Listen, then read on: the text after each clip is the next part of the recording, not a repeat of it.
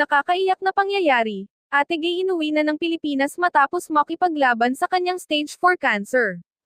Tila nitong September 20, 2025 isang nakakalungkot na balita nga ang siyang ibinahagi ng komedyanteng si Ate Gay o mas kinikilala sa totoong buhay na si Hil Morales matapos nitong ma-diagnose sa isang uri ng cancer. Ayon sa source, kinumpirma ng kanyang kaibigan na si Alan Kay ang kinakaharap na health condition ngayon ni Ate Gay kasabay ng hiling na ipanalangin ang paggaling ng komedyante. Ayon sa panayam ni Alan Kay, matagal ko nang alam ang tungkol sa karamdaman ni Ate Gay, pero nirerespeto ko ang desisyon niya. At the first place noon pa man, ginusto ko ng magpa-benefit show, siya lang ang ayaw. Ayaw niyang makaistorbo ng tao. Ayaw niyang nanghihingi sa tao, ganyan si Ate Gay, matibay siya, matatag yan. Nag-iisa sa buhay pero lumalaban. Ito yung sakit niya. Palad tumor mo ka epidermoid cancer versus squamous cell carcinoma.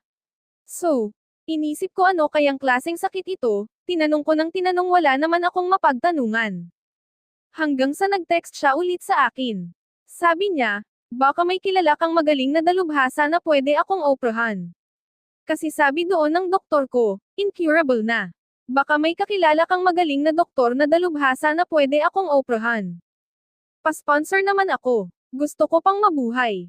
Kasunod naman nito noong September 19, 2025 naman ay nag-alay nga isang kanta ang Itbulaga co-host kay Ate Gay kasama ang gig na Clowns Republic Comedy Bar, at sa huli ay inamin nga isang mga ito na ang pinaglalaban ng sakit ni Ate Gay ay palad tumor mo ka epidermoid cancer versus squamous cell carcinoma, na kasalukuyan ng stage 4 na ngayon. Ayon pa sa balita, ang mucoepidermoid cancer ay isang uri ng cancer na nagsisimula sa salivary glands, mga glandula ng laway, gaya ng parotid gland, submandibular gland, o minor salivary glands sa bibig at lalamunan.